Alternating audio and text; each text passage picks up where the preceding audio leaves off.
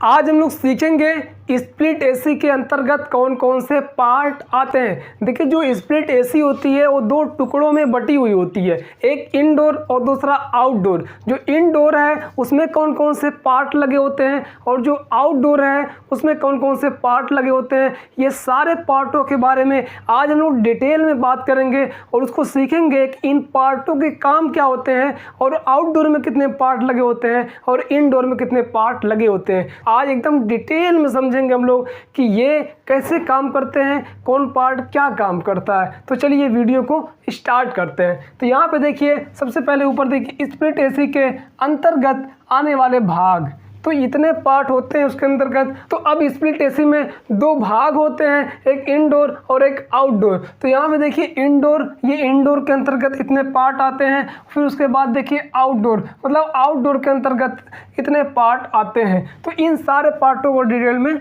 समझते हैं। तो यहाँ पे देखिए सबसे पहला पार्ट है एवापोरेटर। इनडोर के अंतर्गत जो पार्ट है उनको पहले समझ लेते हैं, फिर उसके बाद जो आउटडोर के अंतर्गत पार्ट रहेंगे उनके बारे में समझेंगे। तो सबसे पहले यहाँ पे देखिए ये लिखा हुआ है, पहला पार्ट क्या है इसमें जो इनडोर के अंतर्गत आता है वो है एवापोरेटर। देखिए एवापोरेटर क्या होता है, एवापोरेटर को कूलिंग कॉइल के नाम से भी जाना जाता है क्योंकि यह कूलिंग प्रदान करता है। कैसे, देखिए यहाँ पे ये जो एवापोरेटर होता है ना, इस पर फिन्स लगी होती है, ये इनडोर में लगा हुआ होता है और इसके नीचे एक फैन लगाया गया होता है। जैसे ही कंप्रेसर चलता है, एसी चलती है, तो ये जो कूलिंग कॉइल है मतलब एवापोरेटर, ये पूरा ठंडा हो जाता है और ये ठंडा हो जाता है तो फिर ये फैन इसके जरिए से हवा को खींचता है, जिससे कि हवा इस एवापोरेटर से टकरा कर, इस कूलिंग कॉइल से टकरा करके ठंडी हो जाती है और ठंडी हो करके फिर ये फ़ैन जब ठंडी ये हवा हो जाती है तो ये फ़ैन उस हवा को हमारे रूम में फेंकता है, जिससे कि हमारा रूम ठंडा होता है। तो ये होता है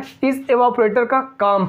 एवापोरेटर का काम क्या होता है कि किसी भी स्थान या वस्तु की गर्मी को शोषित कर अपने कूलिंग का प्रभाव वहाँ पे छोड़ देना, मतलब किसी वस्तु या स्थान को ये ठंडा करने का काम करता है एवापोरेटर। तो आपको क्लियर हो गया होगा कि एवापोरेटर क्या होता है। चलिए एक तो क्लियर हो गया, अब दूसरे के बारे में समझते हैं। मतलब उसके बाद क्या है, एवापोरेटर फैन। तो देखिए ये एवापोरेटर फैन जो होता है ना, ये एवापोरेटर फैन जो है ये नीचे लगा होता है। मतलब एवापोरेटर फैन कहाँ लगा होता है, एवापोरेटर के नीचे। इस एवापोरेटर को ब्लोअर फैन के नाम से भी जाना जाता है। कौन से नाम से, ब्लोअर फैन के नाम से भी इसको जाना जाता है। तो ये जो एवापोरेटर फैन है दोस्तों, ये एवापोरेटर फैन एवापोरेटर के जस्ट नीचे लगा होता है और ये एवापोरेटर के जरिए से हवा को खींचता है, जिससे कि एवापोरेटर के ठंडा होने की वजह से वो जो एयर होती है, एयर ठंडी हो जाती है और फिर ये जो ब्लोअर फैन मतलब कि जो एवापोरेटर फैन है ये हवा को हमारे रूम में फिर फेंकता है, जिससे कि हमें ठंडी हवा प्राप्त होती है। तो ये आपको एवापोरेटर फैन के बारे में भी पता चल चुका होगा। अब उसके बाद समझते हैं एवापोरेटर फैन मोटर। क्या है, एवापोरेटर फैन मोटर। अब ये एवापोरेटर फैन मोटर क्या होता है, देखिए जो एवापोरेटर फैन मोटर होता है ना, वो एवापोरेटर के नीचे लगे हुए फैन, मतलब ये जो फैन था इस फैन को चलाने का काम करता है। मतलब इसके मोटर पे, इसके जो मोटर होता है उसमें एक शाफ्ट निकली हुई होती है और उस शाफ्ट पे इस ब्लोअर फैन मतलब इस एवापोरेटर फैन को कस दिया जाता है और जब मोटर चलता है तो ये फैन चलना शुरू हो जाता है, जिससे कि हवा एवापोरेटर के जरिए से खींच के हमें मतलब रूम में फेंकता है, जिससे हमें कूलिंग प्राप्त होती है। तो ये आपको तीनों क्लियर हो चुके होंगे। तो यहाँ पे देखिए चलिए ये भी क्लियर हो गया, एवापोरेटर फैन मोटर भी। अब उसके बाद आता है एयर फिल्टर। ये एयर फिल्टर क्या है, एयर फिल्टर देखिए फिल्टर का काम होता क्या है, छानना, किसी भी चीज़ को शुद्ध करना, चाहे वो कहीं पे भी प्रयोग किया जाए। तो ये जो फिल्टर है ये कौन फिल्टर है, एयर फिल्टर। मतलब क्या है कि हवा को छानने वाला फिल्टर। ये फिल्टर हमारा हवा को छानता है। तो हवा को कहाँ छानने की जरूरत पड़ती है उसको समझिए। देखिए जो हमारा ये एवापोरेटर होता है ना, इस एवापोरेटर पे कटी कटी झिर्रियाँ बनी होती है, मतलब फिन्स की झिर्रियाँ बनी होती है, उसी के ऊपर ये एयर फिल्टर लगा दिया जाता है पहले, जिससे कि जब ये फैन उसके नीचे चलता है वो जब हवा को खींचता है ना, तो सबसे पहले हवा आ करके कहाँ टकराती है, सबसे पहले एयर फिल्टर पे टकराती है, फिर उसके बाद एयर फिल्टर से छान करके हवा इस जो हमारा एवापोरेटर रहेगा उस एवापोरेटर पे जाके टकराएगी, जिससे कि उसके अंदर मतलब एयर के अंदर जो कुछ भी पार्टिकल रहेंगे, जो कुछ भी गंदगी रहेगी, वो गंदगी वो कचड़े उसी फिल्टर एयर फिल्टर पे रुक जाएंगे और उसके अंदर शुद्ध हवा जाएगी, मतलब कि एवापोरेटर के फिन्स पे शुद्ध हवा जाएगी, जिससे कि जो आपका फिल्टर रहेगा वो फिल्टर ही गंदा होगा और एवापोरेटर जो है वो बचा रहेगा, सेफ रहेगा। इसलिए उसका जो जाली है वो मतलब जो एयर फिल्टर, इसलिए इसको हम वहाँ पे लगाते हैं एवापोरेटर के ऊपर, ताकि एवापोरेटर जल्दी गंदा ना हो। और ये जो एयर फिल्टर दोस्तों होता है, इस एयर फिल्टर को हमें चाहिए कि उस 10 दिन में 15 दिन में उसको हमेशा साफ कर दिया करें जब अगर एसी चल रही हो।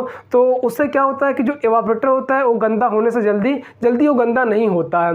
तो आपको एयर फिल्टर को 15 दिन 10 दिन 20 दिन में एक बार साफ कर देना चाहिए। तो ये एयर फिल्टर क्या करता है, ये हवा को छानने का काम करता है और ये लगा होता है एवापोरेटर के ऊपर, मतलब कि कूलिंग कॉइल के ऊपर। तो ये भी क्लियर हो गया होगा। तो अब उसके बाद हमारा आता है स्विंग। स्विंग क्या होती है इसको समझिए। देखिए स्विंग का मतलब होता है झूला, ठीक है ना। बट लेकिन स्विंग क्या काम करता है, झूला भी इस तरीके से घूमता है ना, ऊपर नीचे आता जाता रहता है, तो ये क्या है, स्विंग है। तो ये स्विंग समझिए ध्यान से। तो ये जो स्विंग है इसका काम क्या होता है, हवा को ऊपर नीचे घुमाने का काम करता है। देखिए जो स्प्लिट एसी आप देखे होंगे उस पर इतनी चौड़ी एक पट्टी लगी रहती है, प्लास्टिक की बनी होती है। तो जब वो इसी तरीके से कभी कभार घूमती है, इसे ऊपर नीचे घूमती है, तो हवा क्या होती है, ऊपर नीचे होती है। तो ये स्विंग होता है, उसी का नाम क्या है, स्विंग है। और इस स्विंग का काम होता है हवा को ऊपर नीचे घुमाना, मतलब कि हवा के डायरेक्शन को चेंज करना। तो यही स्विंग का काम होता है। उसके बाद है स्विंग मोटर। देखिए ये जो स्विंग मोटर होता है ना, इतना बड़ा स्विंग मोटर लगा होता है, उसके ऊपर भी एक छोटा सा शाफ्ट बना होता है। तो उसी शाफ्ट पे ये स्विंग वाला जो प्लास्टिक रहेगा ना, जो स्विंग रहेगा उस स्विंग को उसी पे कनेक्ट कर दिया जाता है। जैसे ही स्विंग मोटर को सप्लाई मिलती है तो ये उस स्विंग को दाएं बाएं या ऊपर नीचे घुमाना शुरू कर देता है। तो यही होता है स्विंग मोटर का काम, कि इस स्विंग को दाएं ऊपर नीचे घुमाने का ये काम करता है। तो ये भी क्लियर हो चुका होगा, दोनों स्विंग और स्विंग मोटर। अब उसके बाद आता है ड्रेन पैन। ड्रेन पैन क्या होता है इसको समझिए ध्यान से। देखिए जो ड्रेन पैन होता है, ड्रेन मतलब क्या होता है, नाली, पैन मतलब कोई बर्तन। तो ड्रेन पैन क्या होता है इसको समझिए ध्यान से। जो स्प्लिट एसी में पानी बनता है ना, स्प्लिट एसी में जो पानी बनता है हवा की वजह से, हवा और नमी की वजह से जो पानी बनता है ना स्प्लिट एसी में, वो पानी आकर के ड्रेन पैन में इकट्ठा होता है। अगर ड्रेन पैन नहीं लगाया जाएगा तो वो पानी कहाँ गिरेगा, आपके रूम में गिरेगा, जिससे रूम गंदा हो जाएगा, फर्श गंदा हो जाएगा। इसलिए उसमें लगाया गया होता है ड्रेन पैन। जैसे पानी बनेगा वो सारा पानी ड्रेन पैन में आकर इकट्ठा होगा, मतलब कि आपके रूम में नहीं गिरेगा। अब उसके बाद आता है ड्रेन पैन, मतलब समझ गए कि पानी आगे इकट्ठा होगा। लेकिन उसके बाद एक और है ड्रेन पाइप। अब ये जो ड्रेन पाइप है ये ड्रेन पैन से कनेक्ट रहती है। जैसे ही उसमें पानी इकट्ठा रहेगा ना, उन सारे पानी को, ड्रेन पैन में इकट्ठे हुए पानी को ये बाहर निकालने का काम करती है हमारी ड्रेन पाइप। तो ड्रेन पाइप, जैसे ही पानी गिरेगा ड्रेन पैन में तो ये ड्रेन पाइप के जरिए से वो पानी बाहर निकल जाता है। आप देखे होंगे कि स्प्लिट एसी या कोई भी एसी हो, उसमें एक पाइप निकली हुई होती है, इससे पानी गिरता रहता है। तो वही जो पाइप वो ड्रेन पाइप है, और वो पाइप जहाँ जाके कनेक्ट हुई है वो ड्रेन पैन है। तो आपको ड्रेन पैन और ड्रेन पाइप को आप अच्छी तरीके से समझ चुके होंगे। अब उसके बाद जानते हैं पीसीबी। पीसीबी का पूरा नाम होता है printed circuit board. Printed circuit board. ये जो पीसीबी है ना, इस पीसीबी का काम होता है कि ये पूरे सिस्टम को ये हैंडल करती है। किसके जरिए से, रिमोट के जरिए से। आप नीचे बैठे रहेंगे और एसी वहाँ पे लगी हुई है दीवार पे, और उस एसी को आप रिमोट से कंट्रोल कर सकते हैं। मतलब जिसमें पीसीबी लगी रहती है, जिस भी चीज़ में, जैसे मान लीजिए कभी टीवी है, उस टीवी में पीसीबी लगी है ना, तभी ना रिमोट से आप उसको ऑन ऑफ कर रहे हैं या चैनल चेंज कर रहे हैं। तो वो पीसीबी का काम क्या होता है, पूरे सिस्टम को कंट्रोल करना। ये काम होता है किसका, पीसीबी का। तो ये पीसीबी उसमें लगी रहती है। हमारी जो स्प्लिट एसी होती है उसके इंडोर में क्या होता है, पीसीबी लगी होती है, और उस पीसीबी के लगे रहने की वजह से हम अपने बेड से ही अपने पूरे स्प्लिट एसी को कंट्रोल कर लेते हैं। तो ये काम होता है पीसीबी का, कि ये पीसीबी पूरे स्प्लिट एसी को कंट्रोल करती है। तो अब तो ये क्लियर हो गया, मतलब इंडोर में जितने पार्ट आते हैं ये यहाँ पे सारे पार्ट लिख दिए गए हैं, और ये सारे पार्ट क्लियर हो गए, हमने इसे डिटेल में समझ लिया। अब उसके बाद हमारा आता है आउटडोर। यहाँ पे देखिए जो आउटडोर मतलब जो कमरे के बाहर, मतलब जो घर के बाहर लगाया गया होता है हिस्सा, एक जो टुकड़ा होता है स्प्लिट एसी का, उसे बोलते हैं आउटडोर। जो बाहर जो गर्म हवा फेंकता है ना, जो छत पे रख देते हैं या फिर किसी दीवार पे टांग देते हैं, तो उसे जो क्या कहते हैं, आउटडोर। जो रूम के बाहर लगाया गया होता है उसे कहते हैं आउटडोर। तो ये आउटडोर के अंतर्गत कौन कौन से पार्ट आते हैं इसके बारे में समझते हैं एकदम डिटेल में। तो इसमें देखिए सबसे पहला पार्ट है कंप्रेशर। कंप्रेसर क्या होता है? कंप्रेसर का काम होता है गैस को एक स्थान से खींच के दूसरे स्थान पे फेंकना। मतलब ये एक मोटर का काम करता है कि ये अपने पीछे से हवा को गैस को खींचेगा और अपने आगे फेंक देगा। मतलब सक्शन लाइन से ये हवा खींचता है और डिस्चार्ज लाइन पे फेंकता है। यही होता है कंप्रेसर का कार्य। मतलब कि ये पूरे गैस को, जितने भी मैकेनिकल सिस्टम के अंतर्गत पार्ट आते हैं, जो पाइपें आती हैं, उन सारी पाइपों में ये गैस को घुमाने का काम करता है। जब तक ये चलता रहेगा तब तक गैस जो है पूरे पाइपों में घूमती रहेगी, एवापोरेटर, कंडेंसर, फिल्टर, कैपिलरी में, एवापोरेटर में। तो फिर ये घूमती रहेगी गैस और कूलिंग प्रदान होती रहेगी। जैसे ही ये बंद होगा, कंप्रेसर बंद होगा, गैस घूमना बंद हो जाएगी पाइपों में और कूलिंग भी रुक जाएगी। तो इसका काम क्या है? गैस को पूरे पाइपों में घुमाने का काम ये कंप्रेसर करता है। तो ये क्लियर हो चुका होगा आपको। अब उसके बाद देखिए क्या है, उसके बाद है कंडेंसर। क्या है? कंडेंसर। तो कंडेंसर क्या होता है? कंडेंसर का काम होता है कि वाष्प रेफ्रिजरेंट को, मतलब वाष्प गैस को, भाप गैस को दरों में बदलना, पानी में बदलना। वाष्प गैस को दरों में बदलने का काम कौन करता है?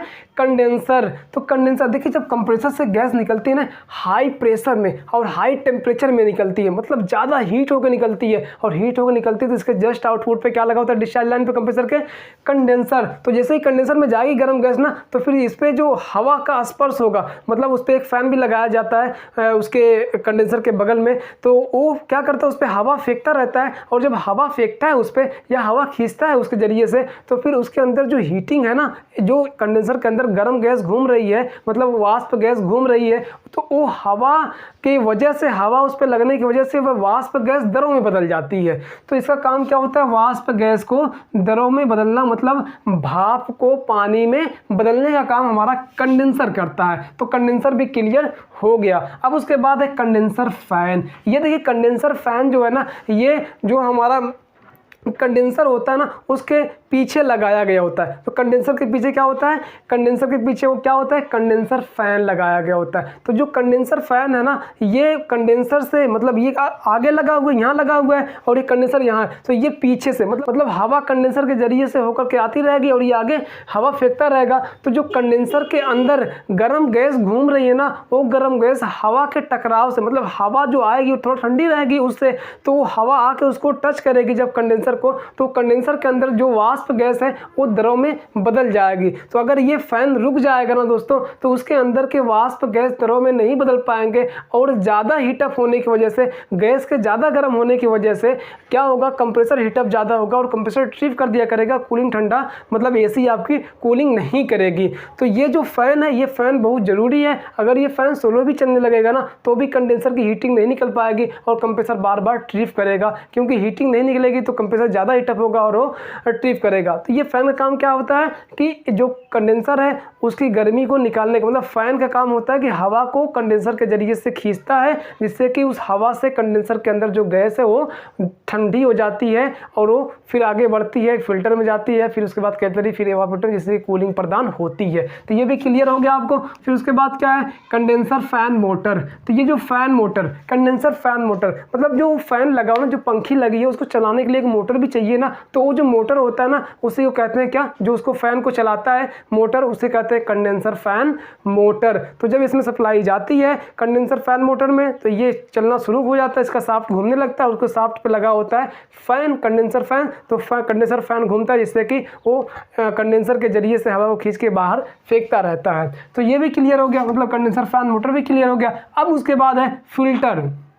ये जो फिल्टर है, ये कौन सा फिल्टर है? ये गैस को छानने वाला फिल्टर है। इसका नाम क्या होता है? Strainer filter. एसी में जो फिल्टर प्रयोग किया जाता है वो स्ट्रेनर फिल्टर होता है। तो ये क्या है? स्ट्रेनर फिल्टर है। ये स्ट्रेनर फिल्टर है। इसका काम होता है गैस को शुद्ध करना, मतलब गैस को छानना। अगर किसी वजह से जरा सा भी, अगर जरा सा भी उसमें पार्टिकल कोई आ जाए, तो ये जाली इसमें लगी रहती है फिल्टर में, तो फिल्टर उस कचरे को रोक लेगी, जिससे कि फिल्टर के आगे क्या लगी होती है? कैपिलरी लगी होती है। तो उस कैपिलरी पतली सी होती है, तो उसमें वो कचरा नहीं जा पाएगा, जिससे सिस्टम हमारा सही तरीके से काम करेगा। अब उसके बाद हमारा आता है कैपेसिटर। क्या है? कैपेसिटर। देखिए कैपेसिटर का काम होता है विद्युत की उचित मात्रा को एकत्रित करके कंप्रेसर या किसी मोटर को देना होता है ऐसा काम, जिससे कि वो कंप्रेसर या मोटर अच्छी तरीके से काम करते रहते हैं। अगर ये कैपेसिटर वीक हो जाए या ख़राब हो जाए तो हमारा ना मोटर चल पाएगा